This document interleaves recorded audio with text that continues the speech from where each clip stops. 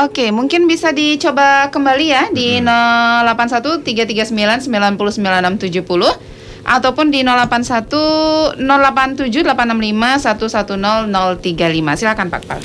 Jadi memang di era Covid ini kita kan BNN selain melakukan kegiatan penegakan hukum, melakukan penangkapan, kita juga melakukan kegiatan pencegahan dan pemberdayaan masyarakat melalui kegiatan diseminasi informasi dan juga kegiatan rehabilitasi. Nah, diseminasi informasi ini kita lakukan biasanya melalui ceramah, sosialisasi ke sekolah, ke tempat-tempat yang ada kegiatan. Nah, cara-cara yang mengumpulkan masyarakat, bertatap muka langsung, sekarang kita lebih fokuskan melalui kegiatan-kegiatan yang sifatnya menggunakan kegiatan komunikasi yang sekarang ini kita lakukan lewat media ya. Kemudian juga kegiatan rapat pun kita juga lakukan lewat video streaming, Mbak Kika. Jadi kita dengan BNN pusat, dengan seluruh BNP, termasuk dengan BNN di kabupaten yang ada di NTB, kita lakukan lewat video streaming.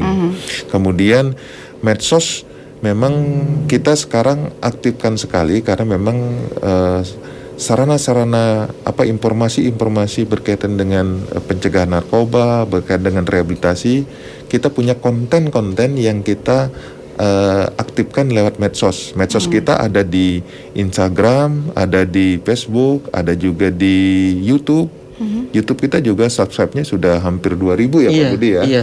Kemudian di IG kita juga subscribe-nya sudah mendekati 5.000 dan ini juga bisa diakses oleh masyarakat lewat info BNN PNDB yang bisa nanti di follow sehingga banyak informasi-informasi terkini, termasuk yang informasi terkini sekarang itu bagaimana banyak yang menanyakan masyarakat yang akan memasuki sekolah SMA atau SMK yang membuat SKHPN Mbak Kika, surat keterangan hasil pemeriksaan narkotika. Nah, mereka banyak sekarang di kantor kita tiap hari ada sekitar 100 orang yang datang dan tentunya proses ini dilayani dengan menganut pada prinsip-prinsip standar umum pelayanan publik yang transparan, adil,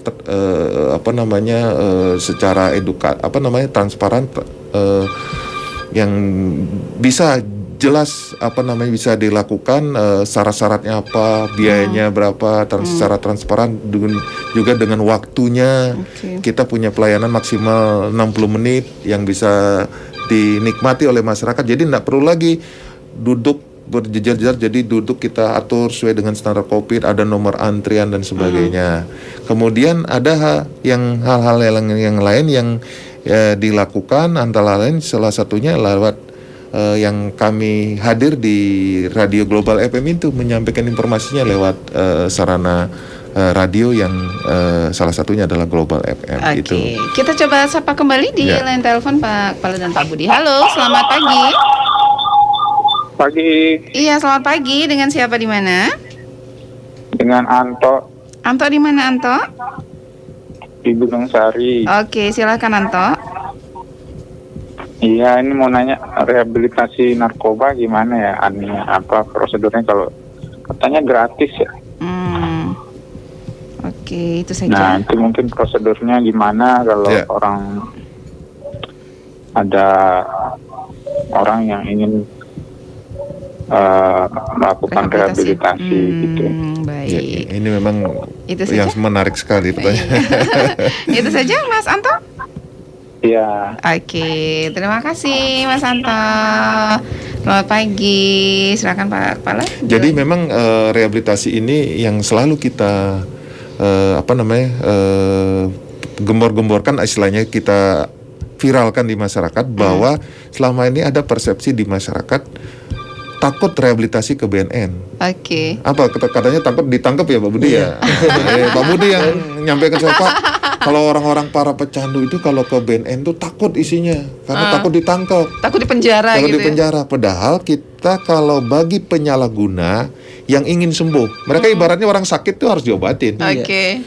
Itu datang saja ke BNN secara sukarela, dia akan direhabilitasi secara gratis, ditanggung oleh negara, asalkan dia bukan bagian dari pengedar ataupun jaringan bandar. Jangan nanti bandar atau ikut menjadi pengedar rehabilitasi di tempat kita terus tidak ditangkap, tidak. Kalau dia memang itu, ya kita proses hukum, tapi juga tetap kita rehabilitasi. Oke, masih Tapi gratis ya? Gratis, dan apabila mereka hanya penyalahguna, hanya korban, datang aja tempat kita. Dan satu lagi Mbak Kika, mereka dijamin identitasnya, jadi privasinya dijamin. Iya. Oh, Dan apabila dia sekolah atau kuliah, kita tidak akan memberitahu pihak sekolah maupun kampusnya. Karena supaya jangan sampai nanti mungkin gara-gara dia mengaku sebagai penyalahguna untuk direhabilitasi, dia dikeluarkan dari sekolah, nggak bisa. Jadi kita betul-betul jamin privasinya, dan juga supaya tidak ada stigma sosial juga di masyarakat. oke. Baik. Gitu Mbak Kika. Pak Budi tadi Mbak Nina tadi sempat bertanya ke Pak Iya. Budi, ini gimana tanggapannya, silakan. Yang apa? Sanksi yang didapat itu seperti apa sih, Pak Budi katanya tadi ya? Sanksi sosial dari masyarakat. Kan tadi di awal sudah saya jelaskan bahwa sebenarnya dorongan stigma itu salah satu sanksi yang saya dapatkan dari penggunaan saya. Ada sebab, ada akibat. Nah, jadi karena penggunaan narkoba saya, mungkin saya dijudge di masyarakat bahwa saya itu seorang pecandu narkoba. Karena kriminalnya sudah mencapai sama dengan kriminal pembunuhan mungkin kan. Oke. Karena kebetulan saya juga tinggalnya di pedesaan. Baik. Nah, begitu hebatnya sekarang karena narkoba ini dimanapun ada. Baik. Iya. Tinggal kita sebagai masyarakat yang harus menyadari sebenarnya bagaimana cara membina anak-anak kita atau keluarga kita supaya memberikan pemahaman loh tentang narkoba, dan itu kami di BNN sudah melakukan. Apalagi sekarang yang kemarin saja kami keliling-keliling ada bagiannya yang itu yang P2M. Kami sekarang lagi gembor-gembornya menyuarakan itu di sosmed. Karena sekarang semua orang punya gadget, punya gawai. Jadi mereka tinggal buka aja sebenarnya. Sudah banyak sekali kami buat pemahaman dari apa sih itu jenis-jenis narkoba, cara rehabilitasi, semua sudah kita buatkan. Tinggal mereka akses saja nanti di sosmed, ya? di YouTube, di Twitter, di Instagramnya BNN Provinsi NTB. Kita coba sapa kembali di line telepon. Halo, selamat pagi.